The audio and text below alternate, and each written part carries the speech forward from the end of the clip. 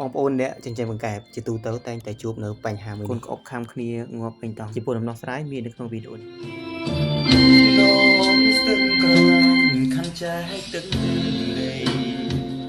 បងបានឃើញស្រីđãដឹងដៃបងពីសាលានៅក្នុងវីដេអូនេះខ្ញុំចង់បង្ហាញបងប្អូនពីរបៀបរៀនកូនក្អុកប៉ុន្តែដោយសារវីដេអូវែងអញ្ចឹងខ្ញុំក៏បង្ហាញបងប្អូនពីបញ្ហាផ្សេងៗដែលបណ្ដាលឲ្យកូនក្អុកងាប់ដូចខាងដើមនៃវីដេអូនេះគឺជាសកម្មភាពដំណើរការនៃការរែងកូនក្អុកបងប្អូនត្រូវដួសកូនក្អុកប្រមូលទុកមួយដុំសិនហើយលាងសម្អាតតង់ឲ្យបានស្អាតដើម្បីយើងយកកូនក្អុកដែលយើងដួសទុកម្ដុំមិញហ្នឹងយើងយកមកដាក់រែងហើយនេះគឺជាឧបករណ៍ដែលយើងត្រូវមានសម្រាប់រែងជាមានអាកូនកញ្ច្រែងមួយនេះយកអាមូលក៏បានយកអាជ្រុងក៏បាន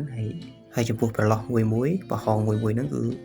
ប៉ុនចុងចង្កឹះហើយនេះគឺជាកញ្ច្រែងដែកដែលយើងយកមកដួសកូនក្អុកកបយក៏បានដែរបងប្អូននឹងមានធុងស្ពេត្រូមួយអ្នកខ្លះហៅធុងស៊ី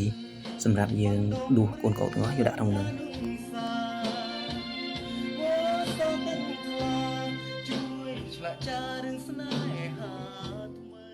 បន្ទាប់ពីបងប្អូនប្រមូលកូនក្អុកដាក់ម្ដុំហើយលាងតង់លាងអីបានស្អាតហើយបងប្អូនដាក់ទឹកមកល្មមនៅក្នុងតង់ឬអាំងហើយចាក់ចូលអញ្ចឹងហើយកូនក្អុកដែលធំវានៅក្នុងកញ្ច្រែងហ្នឹងហើយកូនក្អុកតូចវាហែលចេញនៅខាងក្រៅ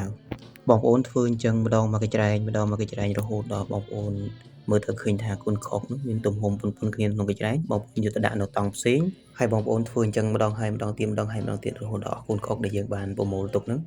ហើយនេះគឺជាដំណើរការបន្តសូមបងប្អូនទស្សនារហូតដល់យើងបានឃើញលទ្ធផលនៅក្រោយពេលដែលយើងរែងរួចថាមានសភាពបែបណាខ្ញុំនឹងមានវីដេអូជាច្រើនទៀតដែលបង្ហាញបងប្អូនពីរបៀបចិញ្ចឹមកង្កែបនិងបច្ចេកទេសកសិកម្មផ្សេងៗទៀត